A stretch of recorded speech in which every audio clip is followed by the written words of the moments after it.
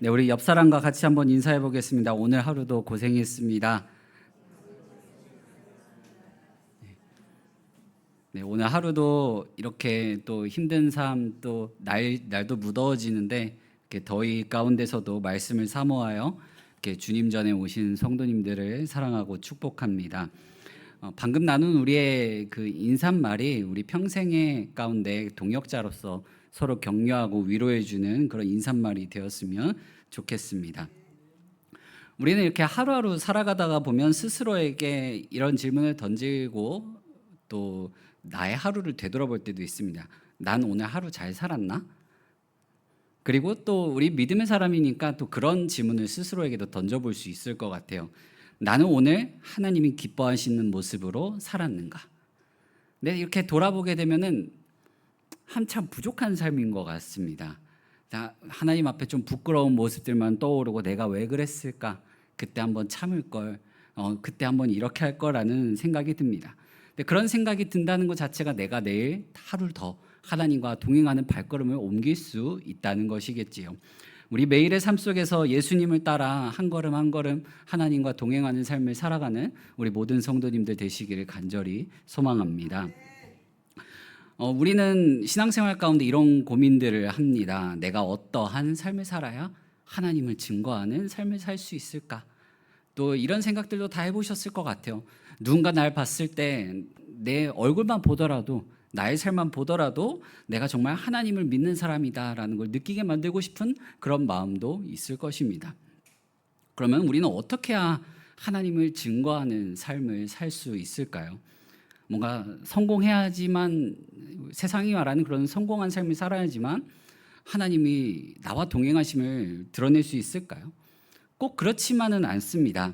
하지만 누구나 말하는 그 성공하는 위치에 올라간다면 이제 뭐가 이루어지게 되냐면요, 사람들이 시선이 더 집중되는 자리에 있게 됩니다. 그 말은 뭐냐면 그 자리에서 내가 더 그리스도인으로서 막강한 책임감을 가지고 또 하나님을 증거할 기회가 많은 것만큼 많이 노출된다라는 뜻이에요. 그러면 우리가 그 기회가 주어지는 삶을 지향하며 살아가는 것은 바로 옳은 것이라고 볼 수도 있습니다. 그래서 우리는 성공이 목적이 아니라 하나님의 영광인 예수 그리스도를 나타내는 삶을 목적으로 삼아야만 합니다. 증거하는 삶을 위해 그 예수 그리스도를 증거할 기회가 많은 삶을 내가 살아가기를 원하고, 그렇게 하루하루를 내가 열심히 살아가는 것은 옳은 모습입니다. 그렇게 해서 나의 삶을 통하여 내 모습만 보더라도, 내 얼굴만 보더라도 누군가 저 사람은 정말 예수님을 믿는 사람이다, 정말 하나님 나라에 속한 백성이다 느끼게 만드는 건 정말 옳은 일이죠. 그렇게 우리가 예수님을 믿는 사람을 만났을 때 또 믿는 사람들끼리 만나면 얼마나 사회 가운데서 반갑고 그렇겠습니까? 근데 심지어 불신자가 예수님을 믿는 사람을 만났는데 마음 가운데 따뜻함을 느꼈다고 한다면, 이 사람을 통하여 내 삶에 유익이 크게 있었다고 한다면 더할 나위 없이 하나님의 영광을 높이는 일이 될 것입니다.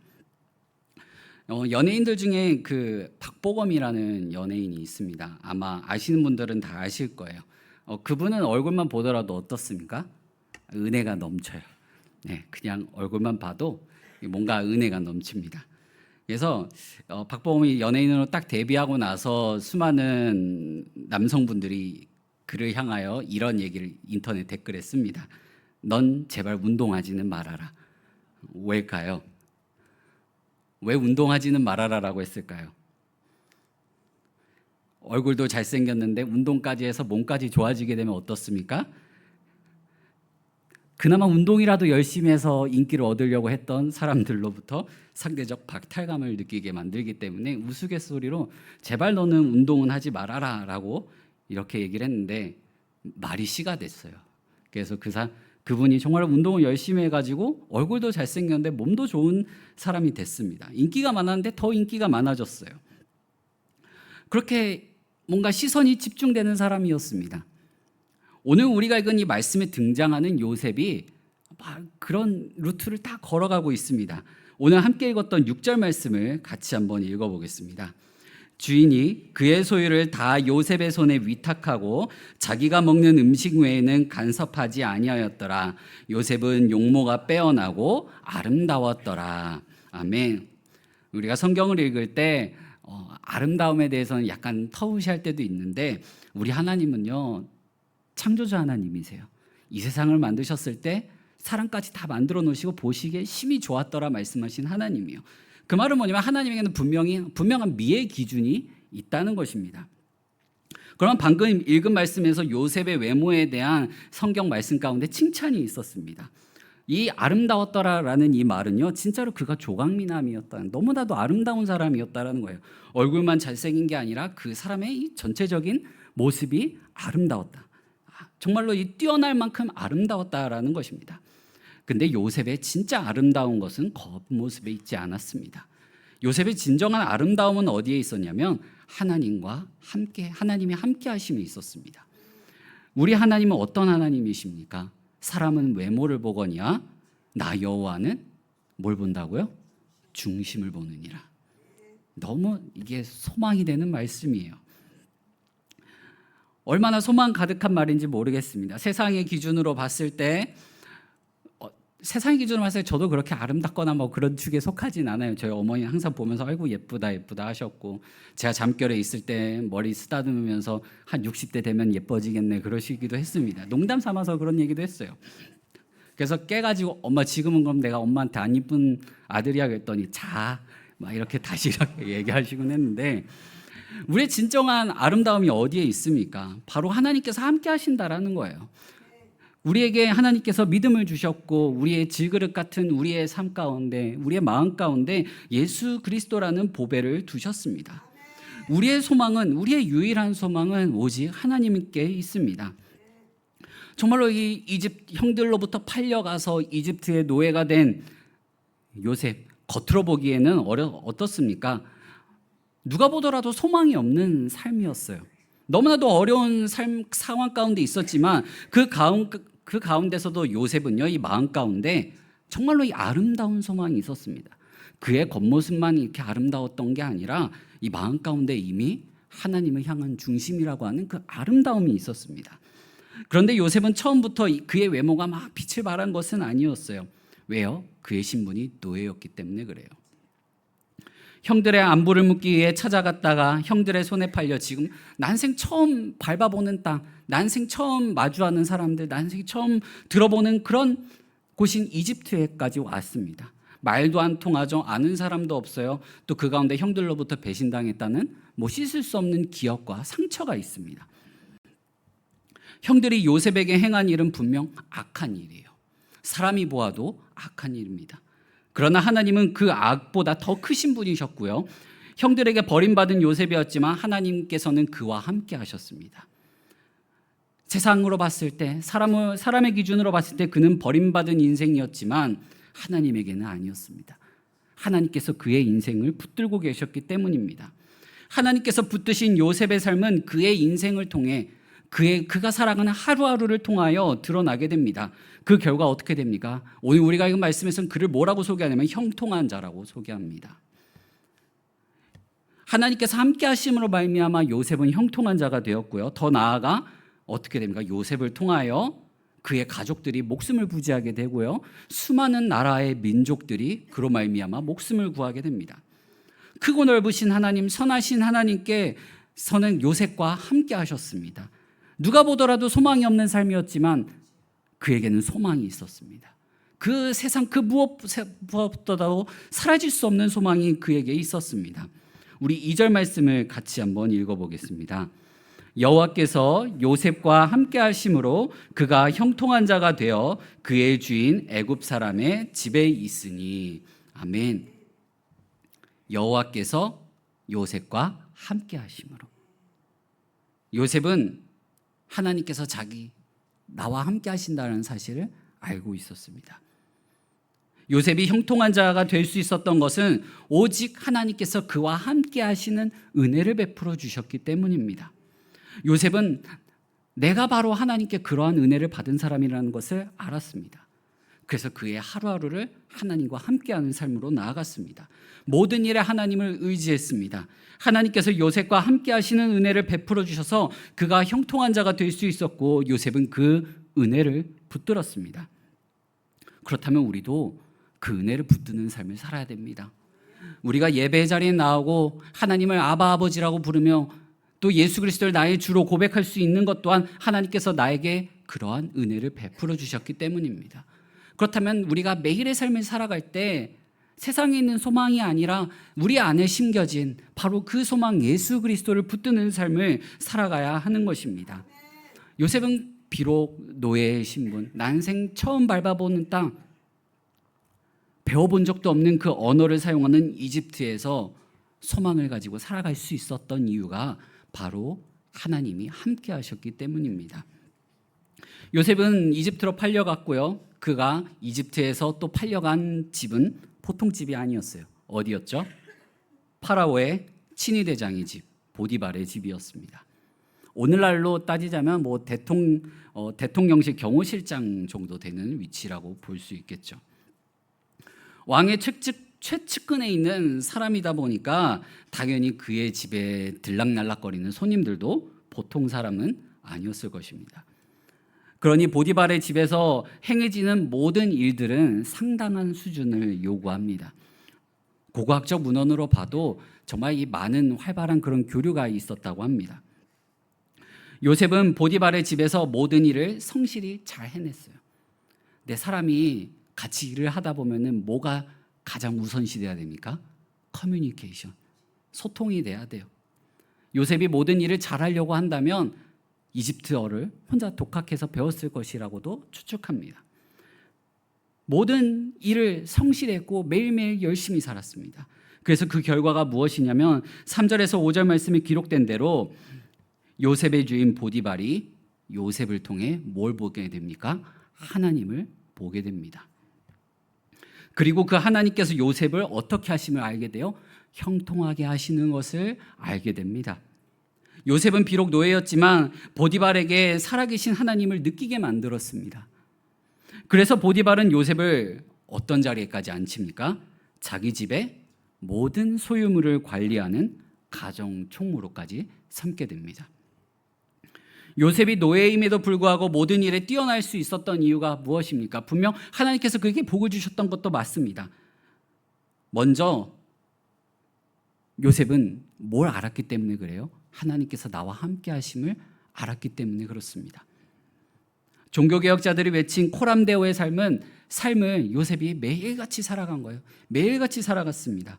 그러니 요셉의 삶이 비록 노예의 삶이었지만 하나님 앞에 살아가는 삶이었기에 하루하루가 달랐습니다. 매일매일의 삶이 나에게 은혜로 주어진 것, 매일매일의 삶이 하나님과 함께하는 은혜로운 날임을 그는 알았고 그 삶을 허투루 보내지 않았습니다. 그렇게 그는 하나님과 함께함으로 말미암아 형통한 자가 된 것입니다. 사랑하는 성도 여러분, 하나님께서 함께하는 삶을 살기를 간절히 소망합니다. 요셉이 이집트 땅에 도착했을 때 사람들의 시선은 그를 소망 없는 사람처럼 봤을 거예요. 거들떠보지도 않았을 것입니다. 이처럼 다른 사람들이 볼 때 비록 내 삶이 소망이 없어 보일 수도 있습니다. 미래가 없어 보일 수도 있습니다. 뭘 바라거나 그럴 사람이 아닐 수도 있습니다. 하지만 하나님께서 나와 함께 하심을 믿는다면 지금 나에게 주어진 삶을 하나님 앞에서 살아내고 내 하루하루를 소중하게 여기고 소망 있는 삶으로 나아가야 하는 것입니다. 요셉이 그랬습니다. 그는 하나님께서 함께 하시는 은혜를 알았기에 노예로서 비록 노예였지만 그가 살 수 있는 최선의 삶을 살았던 것입니다. 왕의 최측근의 집에서 모든 일을 잘 해내고 지내려면 어떻게 하겠습니까? 정말 살벌했을 수도 있어요. 살떨렸을 수도 있습니다. 하지만 요셉은 그 가운데서도 두각을 나타냈고요.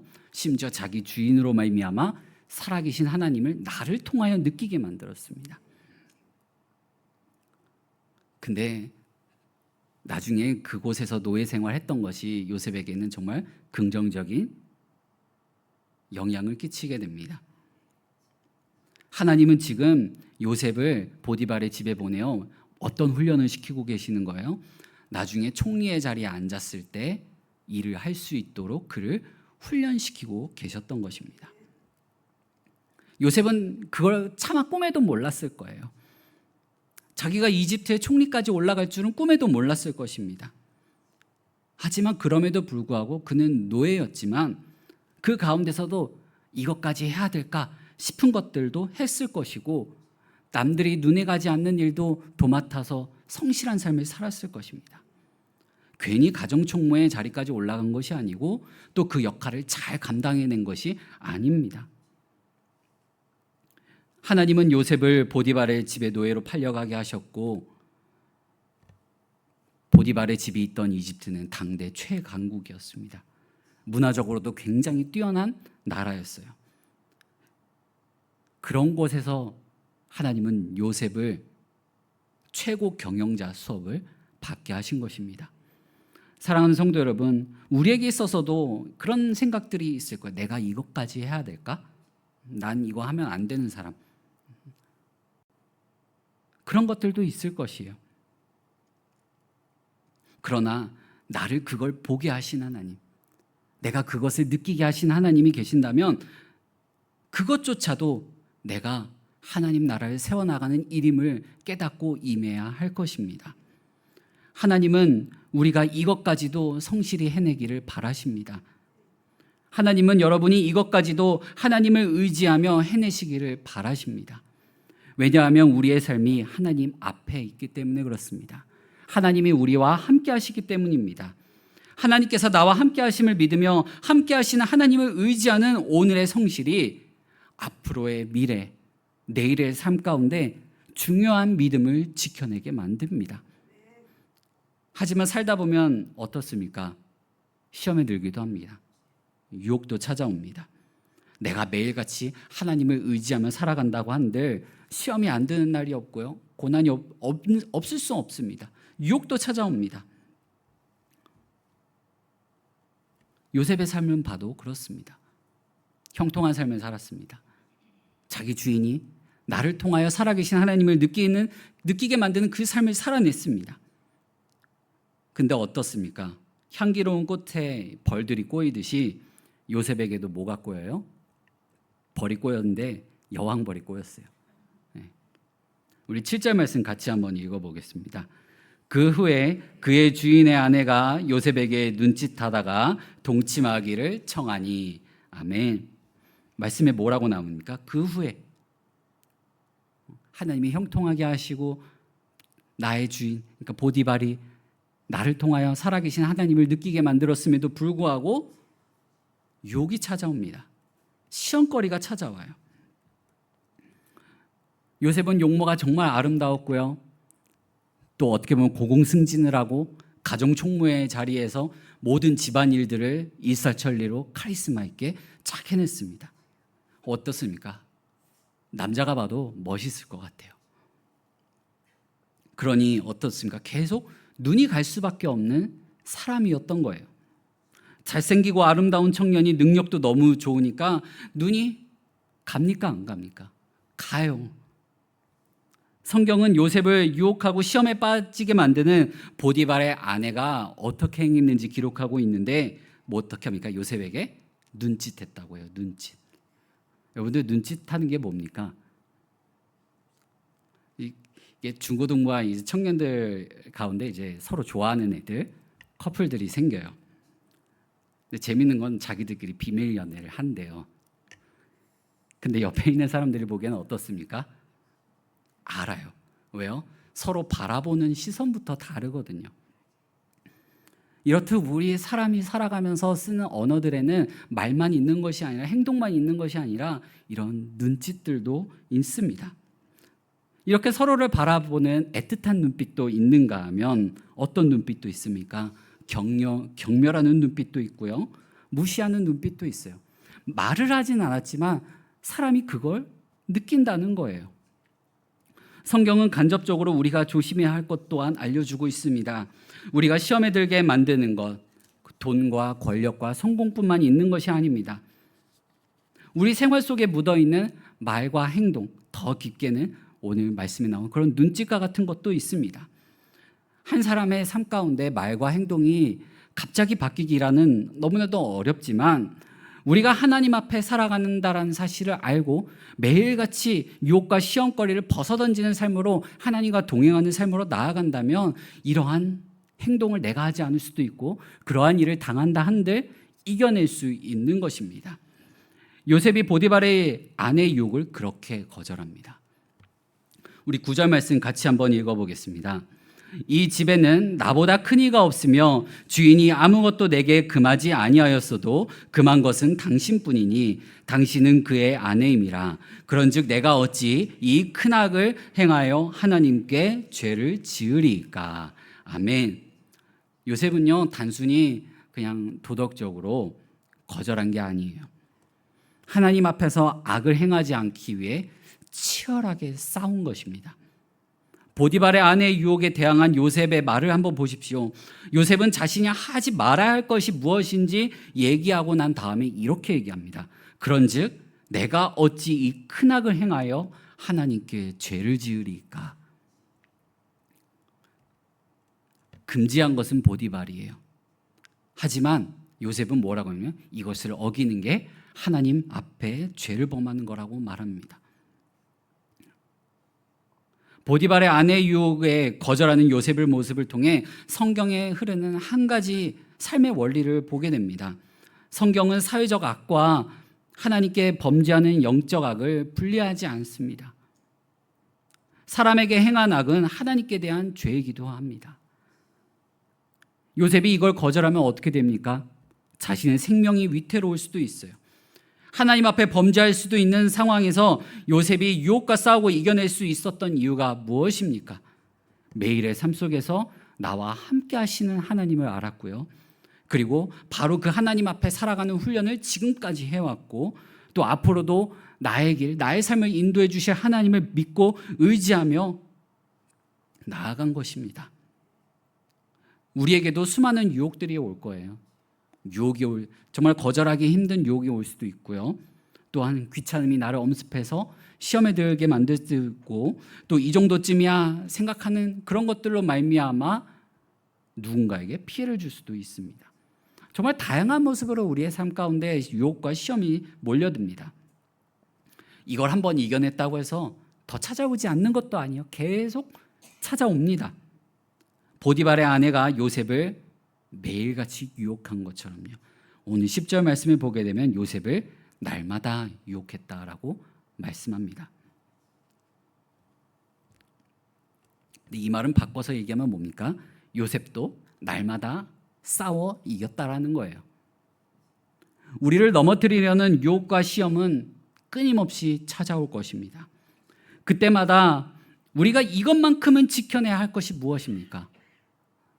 바로 거룩입니다. 믿음입니다.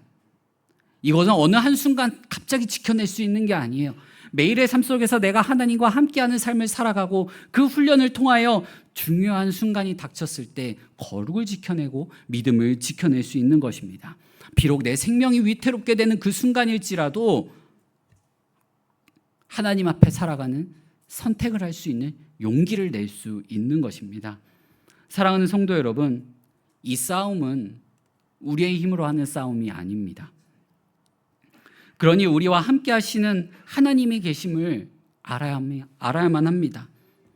그리고 그분을 의지해야만 합니다.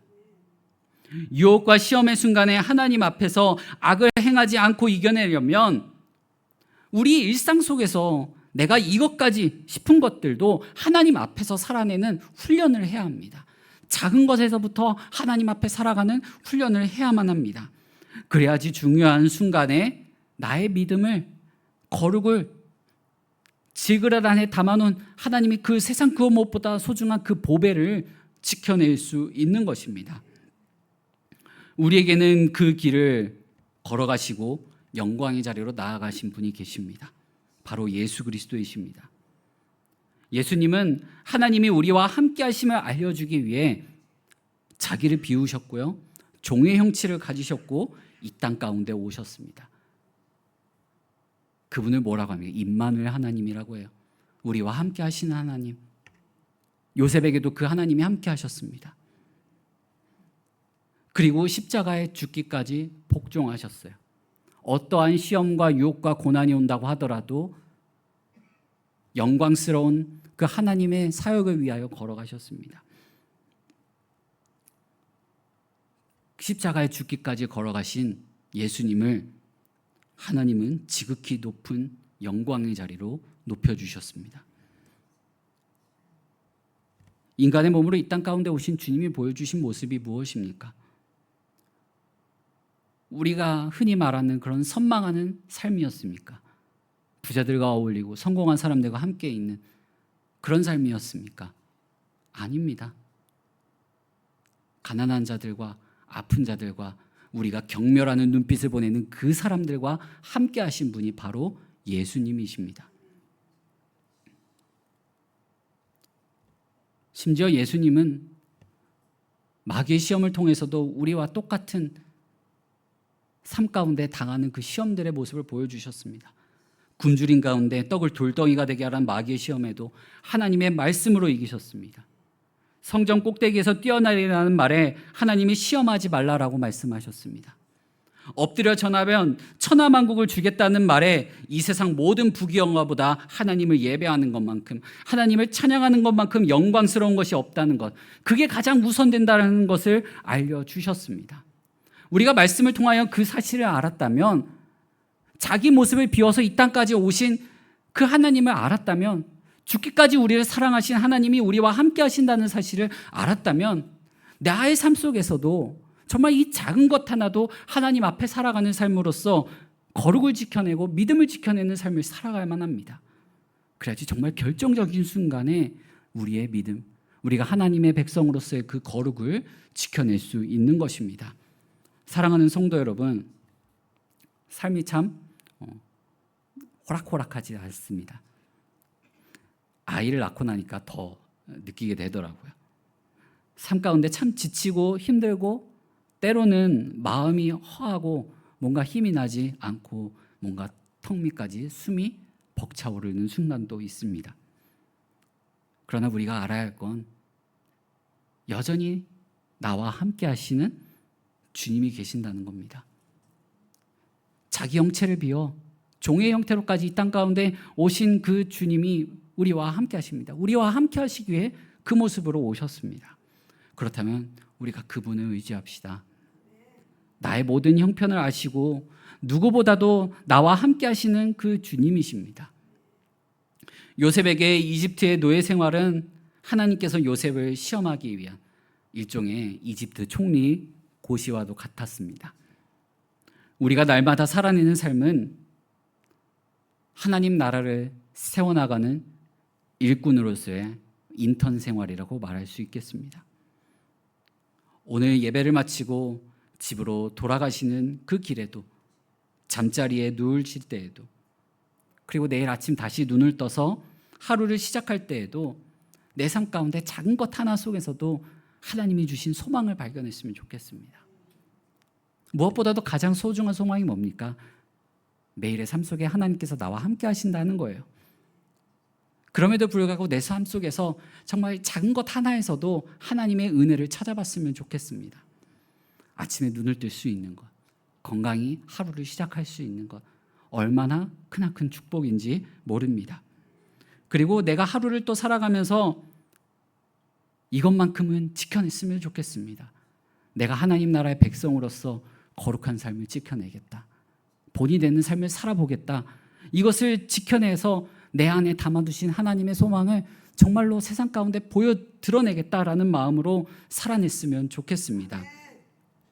우리 안에 있는 예수 그리스도만을 바라보며 또 하나님 앞에 살아가는 삶으로서 거룩한 하나님 나라의 백성, 그 삶을 살아내는 우리 모든 성도님들 되시기를 간절히 소망합니다. 이 시간 함께 같이 기도하겠습니다. 이 시간 기도하실 때 주님,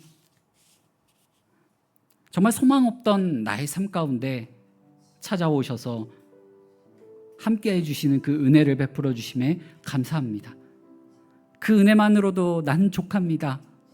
그러니 내가 매일의 삶 속에서 그 은혜를 힘입어 살아가는 삶을 살아내게 해주십시오. 그래서 유혹과 시험의 자리에서 나를 찾아오는 역경과 고난 속에서 믿음을 지키는 삶, 거룩을 지키는 삶, 하나님을 의지하며 나아갈 수 있는 삶으로 살아낼 수 있게 달라고 우리 시간 함께 같이 기도하며 나아가겠습니다.